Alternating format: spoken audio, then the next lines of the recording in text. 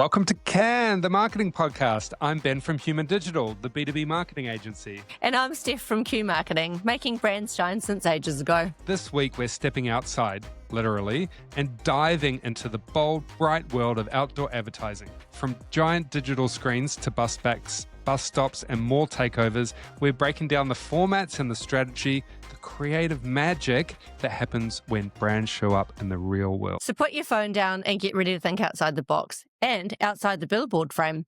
If this episode doesn't stop you in your tracks, don't worry, we'll just print it bigger.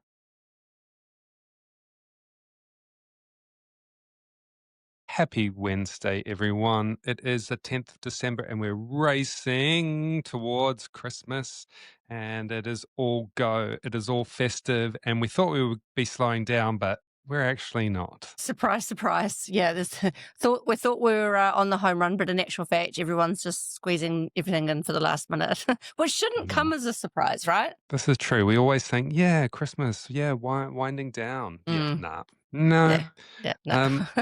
What's been going on in your hectic week, Steph? Okay, so this is the week. You know how you have times where you're like, I just have to go day by day, and if I think any further ahead, I'm probably going to sort of just crumble into a heap. So this is one of those weeks for me, which I knew going into it, and so I have not one but 4 Christmas parties this week. Oh my God. I'm down to 3 out of 4 now. So tomorrow I go to Christchurch and I'll be having another Christmas party on Friday, and then that will take me to my tally. So I sort of feel like I'm white knuckling it through glasses of Chardonnay and gin cocktails. Really? Sounds terrible. What an awful time. Well, and we haven't had our Christmas party yet as well. Our team Christmas party we can't. Well, and I've got your present. I went shopping and got your present on Saturday. I've got you a present too, but I think you already know what I'm getting you. Okay, I'm excited. Yes, so that's mostly been my week, and then obviously the other thing that comes with this end of year situation is last minute pitches. People all of a sudden realizing that they've got budget for 2026 and could surprise! Yay! Could we spend some money? And then the second thing, now, Steph. Yeah, now, 1st of January. Now. We want a fast start to the year. We want everything to be happening on the 1st of January. Make it happen. Are you serious? Please. And then just trying to finish off some pieces of work, actually, which is really nice to just go finish off a marketing plan and getting that done for the end of the year. So, yeah, I mean, it's not all bad. What about you? Well, I was in Sydney last week and then flew to Melbourne on Friday, and I was lucky enough to score a ticket for Lady Gaga and went to the Mayhem Ball in Melbourne at the Marvel Arena, and it was unbelievable. I bet it was. Yeah, so it was really good. Had a lot of friends there, both on the Friday and the Saturday night. Had a really good time. Yeah, wow. She sang, she danced, she played the guitar, she played the piano. It was a 2.5-hour show. We were in GA, which was amazing. I love GA. Yeah. But it did mean that we needed to we queued up maybe an hour before it started, and we were standing around for a little while. But really, really awesome. Bought a t-shirt because I love a bit of merch. God, didn't we talk about this last week? Because there's been a lot of concerts this week, and so you're a t-shirt guy. Yeah, I'm not usually a t-shirt guy, but yeah, apparently I am now. So really, really good show. Highly recommend. She's playing in Sydney tomorrow which is Friday and Saturday. It's time for the Sydney siders to get their dose of Gaga. So ironically, this is interesting. There's another big show, so to speak, that's been happening in Australia, and so Gaga's gone from Melbourne up to Sydney, but Oprah has done the reverse. Oprah's going from Sydney down to Melbourne. So I was just listening to a podcast review of Oprah, actually, and a lot of talk around who she appeals to now, and apparently one of Who does she appeal to? Well, let's ask you. If you were to think about to Oprah's key audience, what age bracket would you say that they were in? I would have no idea. I mean, you've got the people that used to listen to her show. You've got the people that have followed her. She does, interviews. She interviewed the royals. So I have no idea, to be honest. Yeah, well, I would have thought that it would have been people sort of my age and slightly older who'd grown up through that talk show era.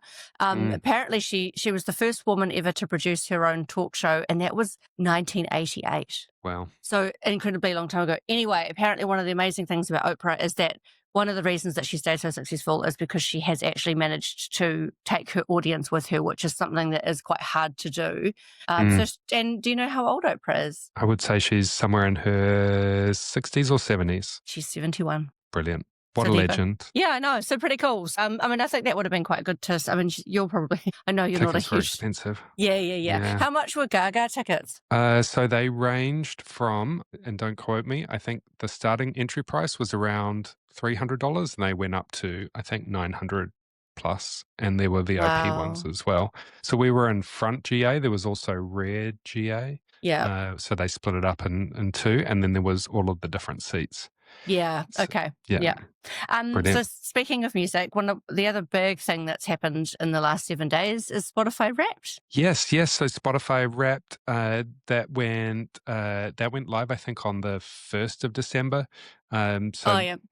Did a Wrapped, and this year there was a new, I guess, feature of Wrap, which was listening age.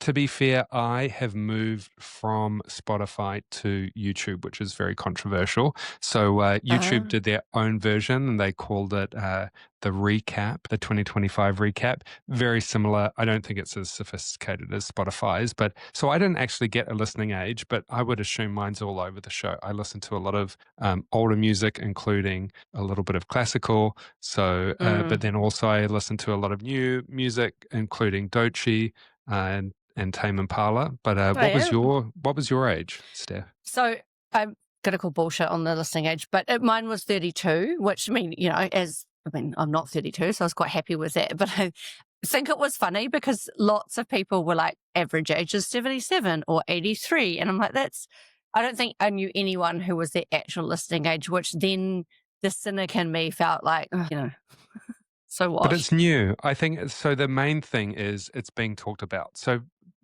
all of in the lead up to Wrapped, there was a lot of social media content basically eye rolling. It's like, we don't want to see your Spotify Wrapped. It's kind of boring. It's irrelevant. So kudos to Spotify for keeping it fresh and adding something new, which is that age. Do you know what else they did? And I don't know if you've seen it because you've been in Australia, but they've done a lot of out of home actually to support Spotify Wrapped, which I thought was really interesting. So again, don't quote me. This is, I guess, a classic take of somebody who's not paid too much attention, but I've seen digital out of home. I've seen street posters, and that seems to be the likes of really famous artists who've absolutely smashed it. Like in terms of the most popular artists have got their own billboards advertising Spotify Wrapped. So I like the play on profiling the artists, but then we all have our own individual experience with our Wrapped stats. Which artists have you seen profiled on billboards? I think it was Taylor. Oh, there were some rap artists, Ben, and I didn't know who they were. So. Can I share one more rap story? Do it. So again, I was a massive cynic, and I was like, I'm so not posting my rap summary because that's a bit lame. But then it turns out that my top listening artist, well, two things were really cool.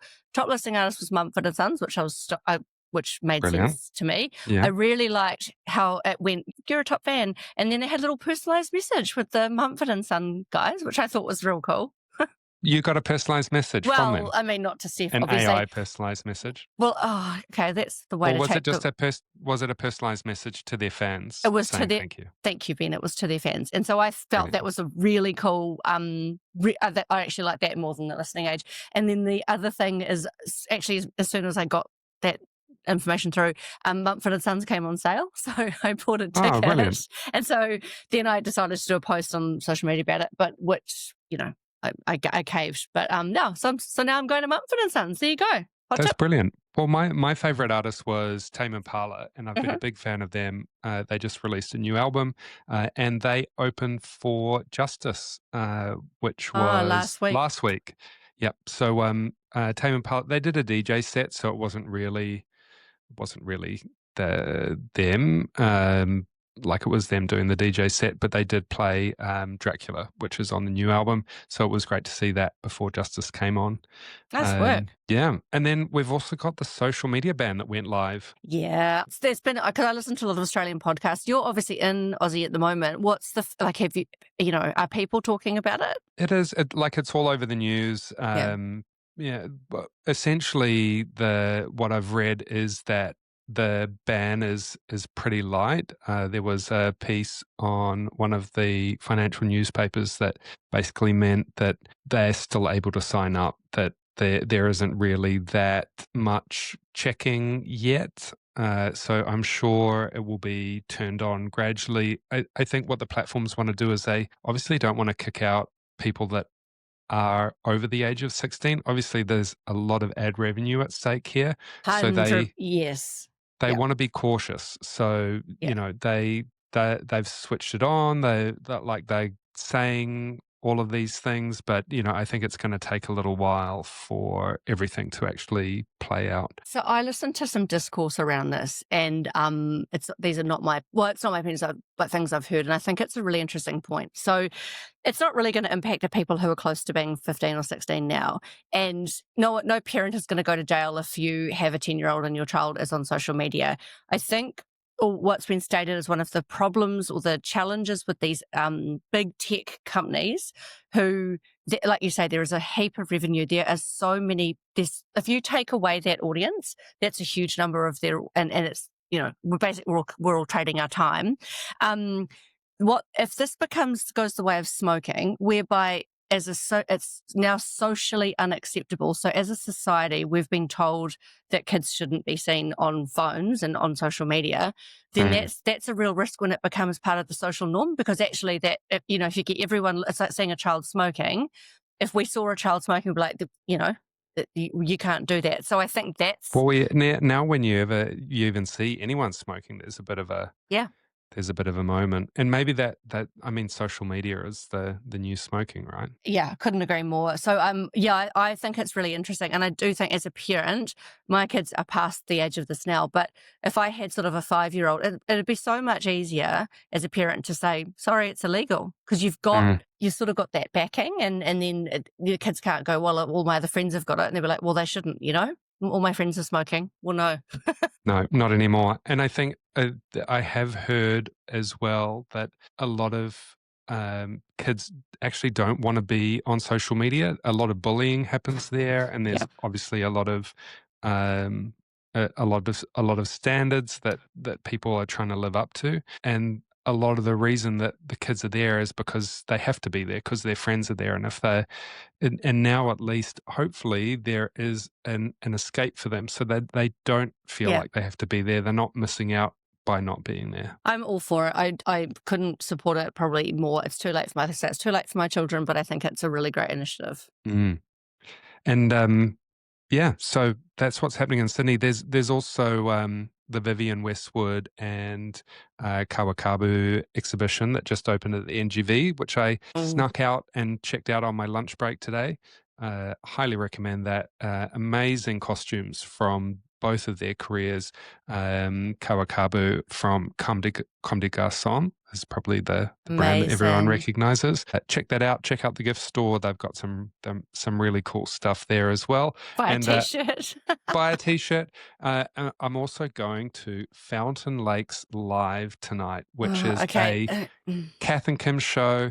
It's by creator Thomas Jaspers, and it is starring Art Simone from RuPaul's Drag Race. Oh my God.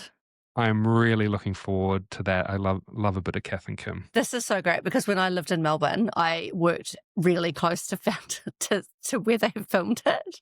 I love it. So all of the people that I worked with were the kinds of people that were in Kath and Kim's, and it was like the height of Kath and Kim when I lived there.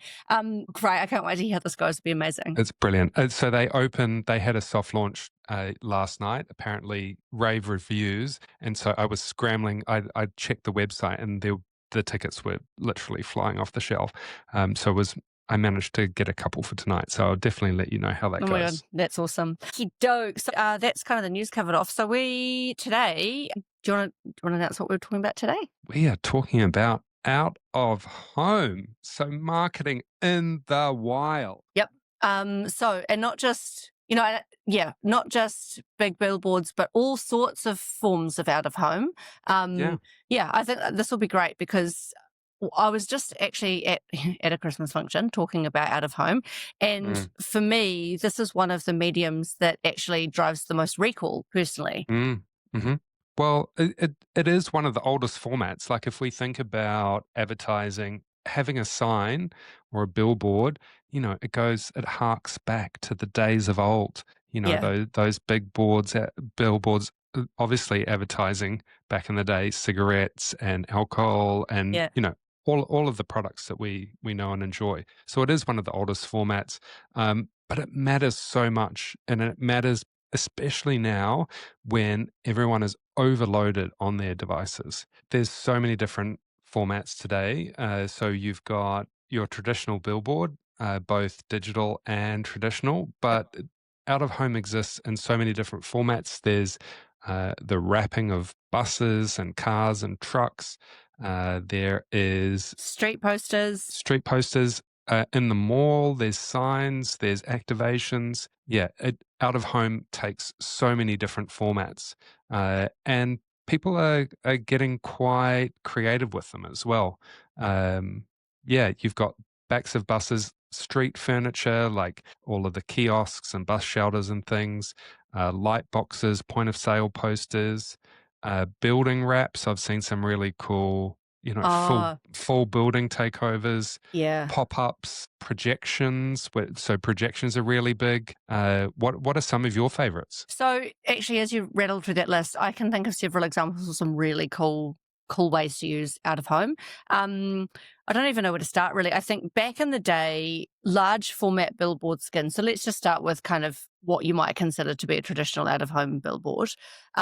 So they used to be a really big part of advertising campaigns. So if you had a full through the line media campaign, you'd have a TV ad and you'd have a quite a large format out of home. Back in the Mm, day, there were skins. So obviously you had to print this massive billboard skin and it would be up for a month and the install was always the first of the month. And if nobody had booked the month after, then you got, 2 months worth of advertising effectively.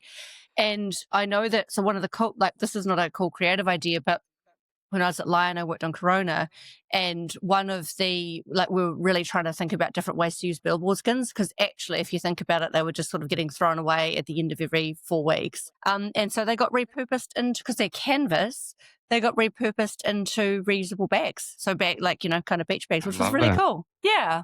And there are companies that do that.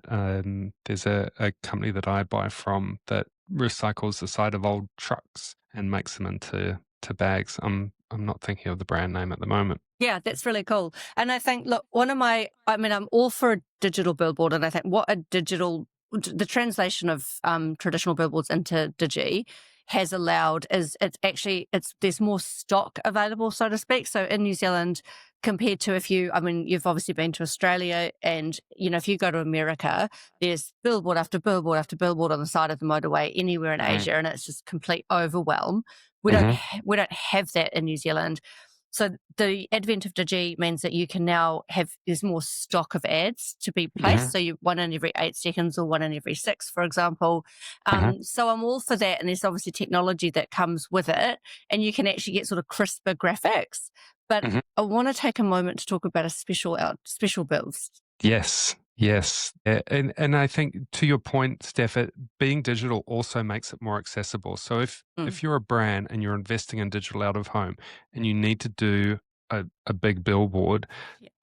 and it's not digital, you essentially have to pay for the wrap, which is not the largest Yeah. cost, but you're the only brand that can occupy that space. Whereas with digital, you can buy a fraction, you can buy a fraction of a day, and just be there when you need to be. So it does digital does make it more accessible for brands that don't have a massive outdoor budget. I think you're absolutely right, actually, because it used to be the domain really of only big brands. But now I've worked on with companies and brands who've got much smaller budgets, and you can be very choiceful. You could say, look, I can only afford to be on 10 billboard sites, and the other thing that you can do with digital, which is really awesome, is you can timestamp, like, so you can choose to be within a certain time period. If you've got a product that is purchased at a particular time of day, like takeaways, well, then you can only show your ad at dinner time, and then that's a better, more efficient use of your media spend as well. Agreed.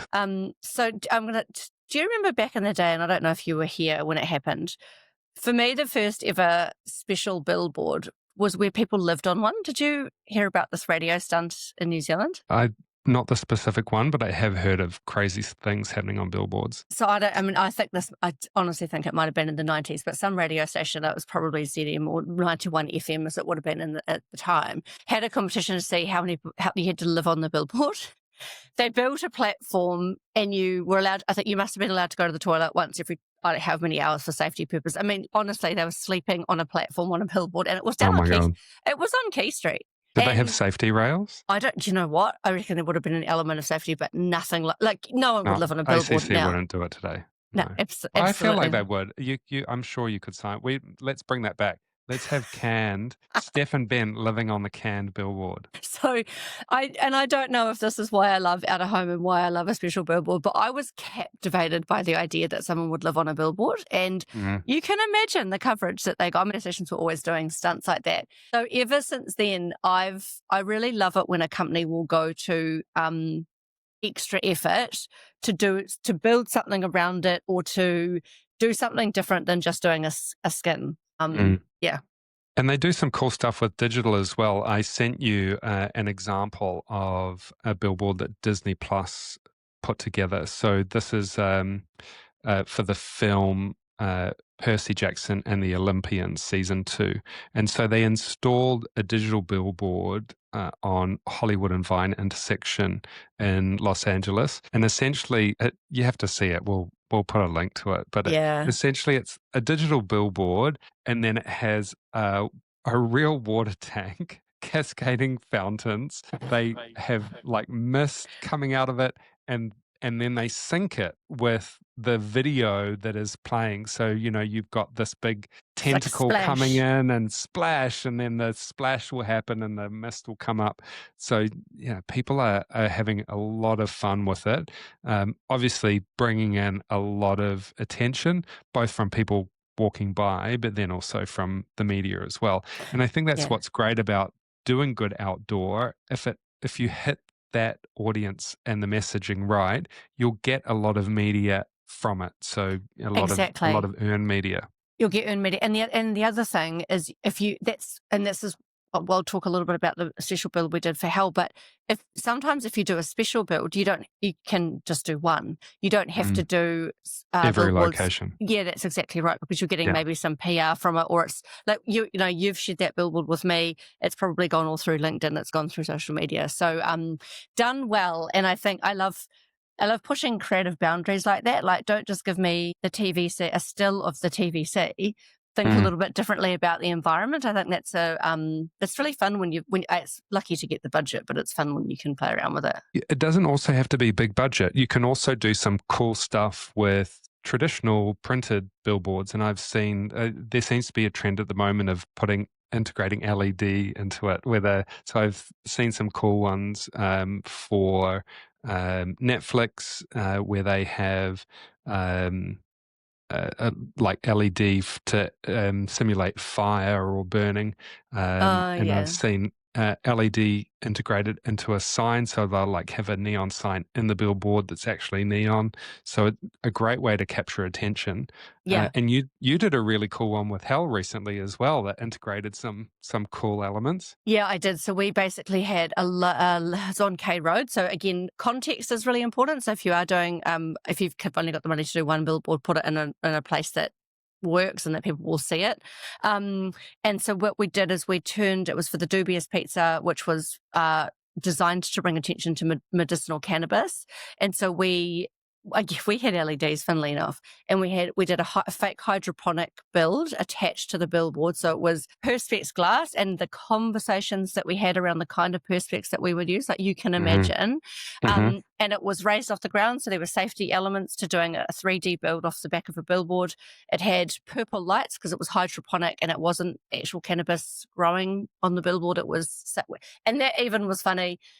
Getting presented, what sort of plants should we have? Should we have maple leaf, which looks like marijuana? Should we have sage? So we actually spent about 7 days debating what plants to put in. And then the back of the billboard was tinfoil. That's brilliant. Or tinfoil-esque. And there was a hearse at the launch as well. Yeah, there was. Yeah, spent a bit of time in that hearse. So we hotboxed the hearse underneath the billboard for a bit of PR attention. It was brilliant. I did walk past it a couple of times and I was very impressed. And did it get some earned media as well? Yeah, it sure did. Yeah. I think we got a couple of international mentions too with that, so that was awesome. So yeah, I think I've got a real soft spot for doing something different. And I think if it can land your message in the right way, I would definitely look at a special build. So a question is, when do you use outdoor? And I think outdoor is a really good awareness lever. So getting mass reach quickly across a lot of people, great for new product launches, movies, brand refreshes, like those big announcements. You want that big billboard for the big announcement, but it doesn't have to be big anymore with digital as well. And it works well when you really need those fame moments, when you really want to make that statement. I think if I was doing a marketing plan, number one reason to do billboard, and you touched on it, but to really land that point, awareness. So if you're thinking about your marketing funnel and you've got awareness, consideration, conversion, I mean, I'm going to counteract what I'm about to say here, but generally speaking, the larger the format of the ad, the greater the impact in terms of recall. What you'll also find is that you've got traffic that will drive by on a regular basis, like, commuters and stuff. And so you can get that message landed several times within a short time period. There's more impact with large format than there is scrolling through on your phone. The other thing, I'm going to contradict myself though, because I was to say, well, you shouldn't be doing specials on a billboard. No, but I have seen it though, like especially now in the age of digital, and you can afford to put a product. I have seen product specials advertised. It's a little cringy. I had a debate with my partner the other day because we saw onions advertised. I love it. Such a low margin product. Why? Like, onions are not a foot traffic driver. Like, I don't want to see onions. I certainly don't want to see onions on a billboard. What have I seen? Onions. I've seen chicken, like everyday low prices. Yeah.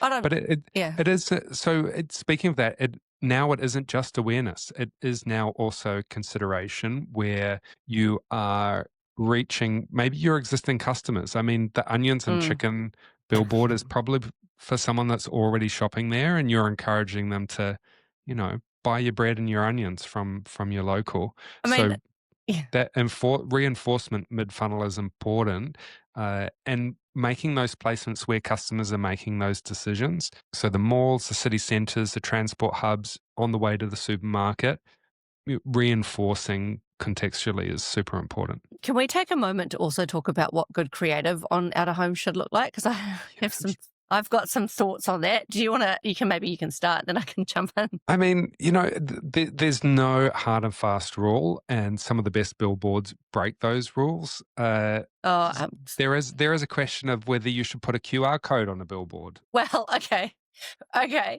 What if the billboard's up really high on a motorway, Ben? Probably don't put one in. Yeah, I mean, you want to be a good corporate citizen and you don't want people trying to scan these QR codes as they're driving. Maybe the passenger can, but yeah, I think be contextually aware for sure. So I think the thing that, and unfortunately I've either done this or I've seen it happen in my career, trying to squeeze too much into a billboard. So this is for me. But that's every ad, Steph. Like, don't tell a story in the billboard. That being said, there are some billboards that have poems on them that have been really effective. Or I think there was like one that was like a letter to the city, that kind of thing. So, there are Yeah, rules, and those rules are designed to be broken as but well. you know what I mean, right? Like it's I when a know what you company mean. goes, we've got a graphic and then we've got a headline and then we've got a paragraph here that's explaining what this product is. Yeah, The no. number, the rule, particularly when you're digital, you've literally got 8 seconds. If you're traditional and it's printed, you've still only got a moment in time. And don't tell me your life story. And This is true. But so we've talked about awareness and consideration. I think billboards work really well when they're part of a large campaign, and those outdoor ads can really act as a visual anchor for everything. yeah, So having billboards plus digital plus social, maybe a bit of TV, it just really starts to build and pull together that message, and you're getting attention from people in different formats. So as you say, it's hard to get attention in the scroll now. mm. Get it outdoor, get it in social, get it on a podcast, get in people's ears. And I think that's what is really going to drive your brand forward. One of the other things to think about is you're out of home. Don't ever assume that people have seen all of your campaign No, because so they what definitely haven't. no, of course they haven't. They haven't seen your 60-second ad spot that you put on your website. Mm, I think Spark have done a really good job of this because they have launched their new TVC, which many people wouldn't have seen. And I went out of my way to go and find it. And then they have really saturated, they've got really heavy weight out of home. And mm. the tagline is better on Spark. And that message, I think, stands up by itself. You don't have to have seen the rest of it. It just makes sense in Mm, isolation. that's brilliant. And Mm, and there's a lot of programmatic now coming into digital out of home. It was only a matter of time, but I've heard about some creative optimizations in real time. Like it starts to rain and you're advertising yeah. umbrellas. It gets sunny and the beer ads come on. You know, just really location and contextually aware ads. I was talking to my media agency about this today, and we're talking about measurement on digital billboards, and how they track now. So a lot of the media agencies they've got access to a whole bunch of data in the background. So they've got demographic areas, they've got Statistics New Zealand data about who's living in those areas. So that's your audience Mm, profiling. But one of the things that we've done with Hell mm, is direct attribution from people who've seen the billboard and hmm. then gone into store. Okay. How do you track that? Yeah. So there is a field. So there's a radius from that billboard, Yeah. and it's basically location services on your phone. So it's anonymized data. But if you've Like got your Wi-Fi, yeah, Bluetooth. or I don't know if it's I don't know if it's Wi-Fi. It'll be a network, I'd say. So Mm, if you go past the billboard, and then so I go past a Hell Pizza on Key Street, and then I go into the Kohimarama store, mm, it can track that, and also it can brilliant. track whether I've gone on the website. If I've gone on the website on my phone, obviously. And I thought Mhm, that was pretty cool to be able to, because that was the other thing that used to happen without a home. You'd have a mm, campaign, your manager or whatever would say, "Yeah, fine, but how do you know if it's working?" mm. And also for the demographics, some of these billboards have cameras on them. Those cameras read number plates, and you can essentially target based on the type of car that's driving past. So maybe you want to target tradies, and you know what tradies drive. They're both basically utes. You want to target housewives and mums. You target the cars that they drive. So there's some clever and cool stuff that they do, plus all of the stuff that you were saying, Steph, with the phone and tracking Mm. location services. So yeah, it has become very measurable. Yeah. And the other thing too that's starting to happen is it used to be that there'd be, some really big players that you'd buy all the stock with. And I think there's been a lot of fragmentation now with where you can who's got the assets, I suppose, the out of home assets. Mm, And part of that is MediaWorks now actually run they own a whole bunch of assets. They actually own all the Auckland Council. They've got some sort of deal with the Auckland Council. And if you're in a bus and a train station, hmm, they can book that media. You can book that media through MediaWorks. hmm, And you've also got the rise of retail media. So that is the mm. likes of, you've been to Les Mills. Have you seen the screens in Les Mills? Yes, and there are supermarkets doing this. Chemist Warehouse does this really well.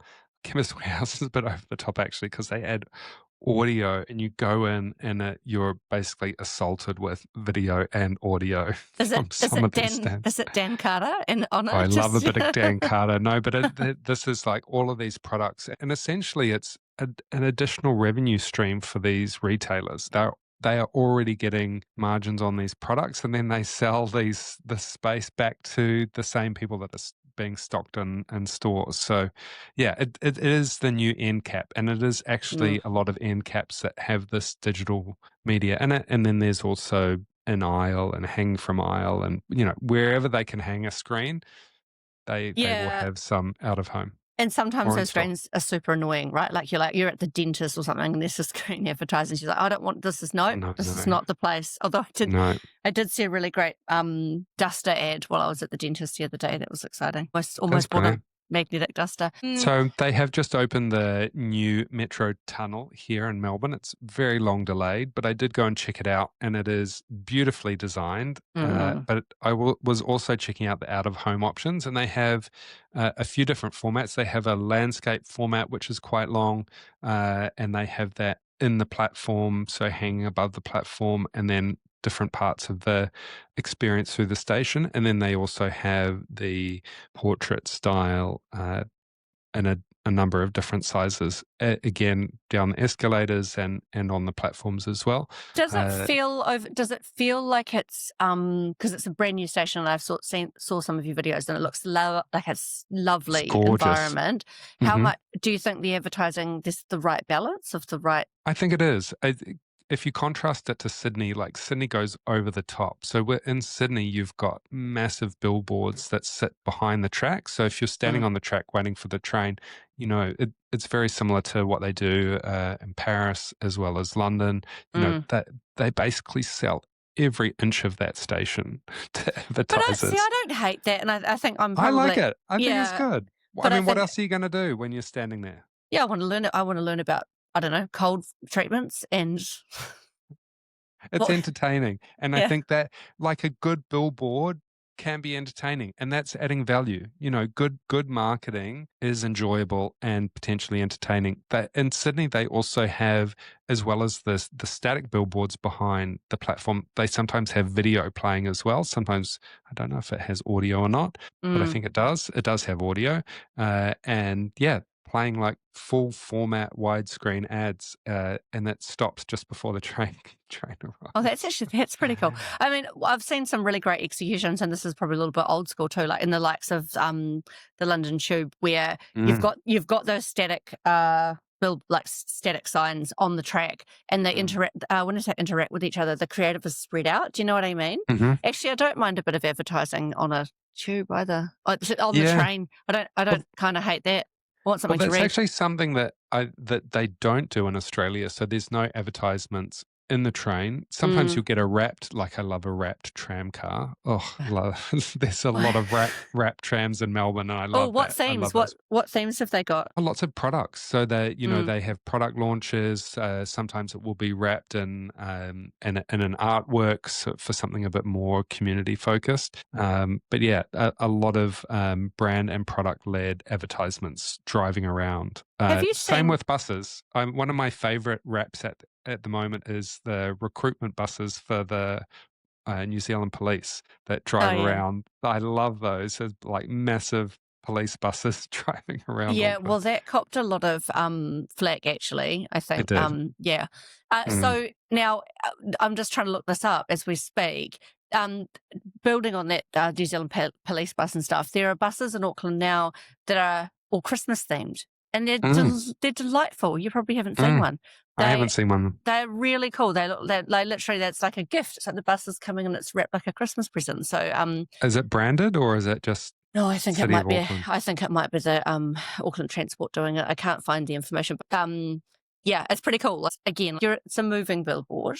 How do you feel about? Because I feel like sometimes this can be really polarizing. People can have very strong views about whether they should be putting their brand on a bus or not. Yeah, I mean, I think it's a billboard of sorts. I think there are some things that you probably don't want to put on a bus, like alcohol.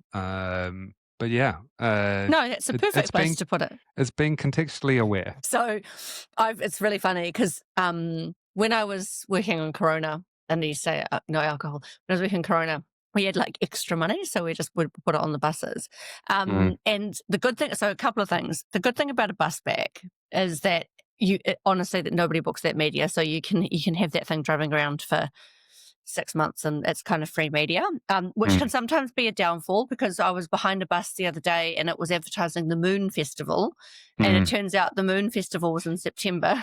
So Well, maybe is it an annual moon festival? it's rolling around. Yeah, but Is the it date would rolling? be wrong for next year. So, and then I've Mm. got other people who are like, we would not put our brand anywhere near a I bus that wouldn't. gets What kind of dirty. what? Oh, right, right. So you can't. Yeah. It's a control thing. It Yeah. sounds like what you're saying. So you can't control where it drives and if they clean it. You have to be, and what I will say about things I know about bus advertising. So, if you are an alcohol brand, you have to make sure that that bus is not used on a school route because sometimes they, oh, you laugh, but that's, yeah. And second of all, if it's a slightly trickier one to design for because if you're the media agency booking for a bus, or every bus is different, and so you've got to make Mm. sure that your graphics have got to fit and take Yeah, account for the windows and all of that stuff. It's and more the difficult. grills. Yeah, You could have a little grill cutout that cuts out the main word, and then yeah, and it's then over. that could be a PR nightmare. Imagine that. Exactly. And so there are advertisements within these buses as well. I don't think it's a big thing in New Zealand and Australia, but in New York and in London, you've got this kind of strip of kind of cards that you can slide in. I know this is on the New York Metro, the New York subway, and the London Tube. But yeah, just this like strip of space that's dedicated to ads. And I've seen some really cool stuff there, and QR codes there. So a lot of offers and new product launches, and there has also been some kind of full carriage takeovers as well, Oh yeah, that's where cool. the brand essentially takes over the entire carriage and wraps not only the outside but also the inside, and that is a really cool moment. Do you know what the obvious one to mention now is? What is the obvious one? The KFC gravy train. I haven't heard about this. Well, actually, okay. So they won awards for this. So KFC, and it's a bit more of a PR stunt, but also great out of home advertising. They wrapped a train in KFC branding, like literally, the front of the train. I don't know how many carriages there were, but they wrapped a train, and it was a PR exercise where they invited people onto the gravy train, Hmm. and people were dressed as dressed in KFC uniform. And so it was obviously influencers and stuff. And so they literally, and I thought it was genius. It's won awards. Brilliant. Yeah. So there you go. That's a great wrap. So It's true. there is a place for, like, obviously a lot of the stuff is B2C because out of home it's wide audience. Like these are big lots of eyeballs, but there's actually some really cool B2B offers. So oftentimes you'll see B2B in airports because Mm. obviously you're targeting the business traveler. So I've seen Diamonds. There's a lot of diamond diamonds, advertising. diamonds and software, big, big corporate software. So I've seen a lot of software ads in airports, but another one is selling the space inside elevators. So this is No, where B2B advertising gets really good. And it's hard to get B2B buyers' attention. But if you're in the lift as they're going up 20 floors to their office, having really relevant messages to those B2B buyers can I be just want really to effective. know. I want to know when the happy hour is and what the dinner special is when I'm in an elevator.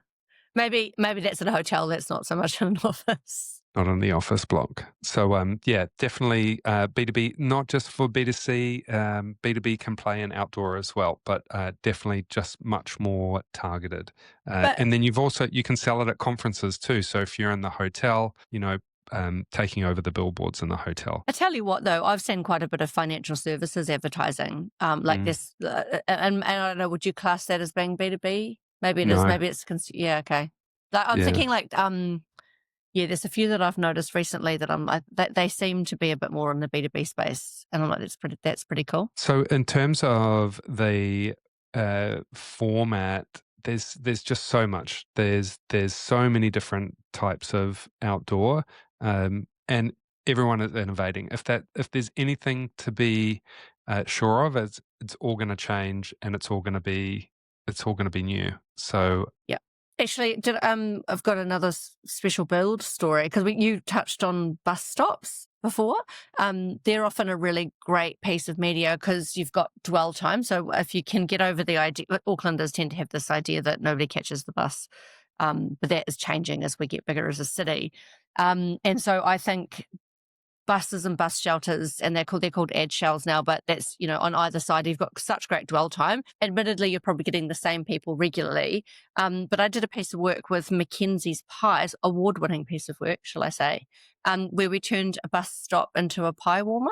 Oh, amazing. Yeah, that was really cool. And when I say we turned it into a pie warmer, what I mean is it looks like Made a pie warmer. Like and we had so it had the elements on the top and actual heaters. It had actual heaters, and we gave away pies. And I think I've seen Resine do some cool stuff like that. Like, you'll often see down in Victoria Park in Auckland, I think ASB have done it, where you take the length of the bus area and you'll use that and work with the seating arrangements, and it's really impactful. So that's another way that you can kind of work with outdoor media. That's brilliant. So cool. What have we got?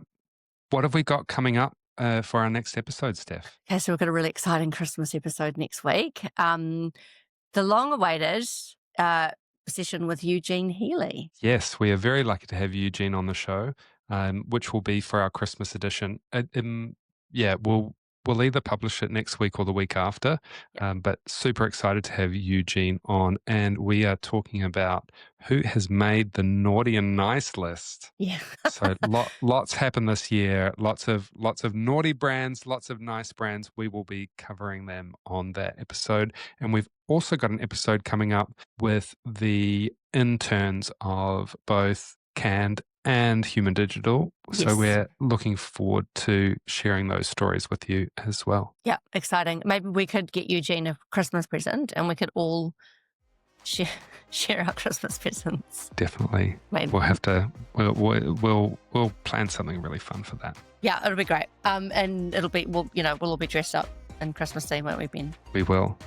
I will have to pull out a costume. I've got some cool ones. But yeah, it's going to be fun. Well, Steph, have a great rest of your week. I will do. You too, Ben. Thanks, everyone. Thank you.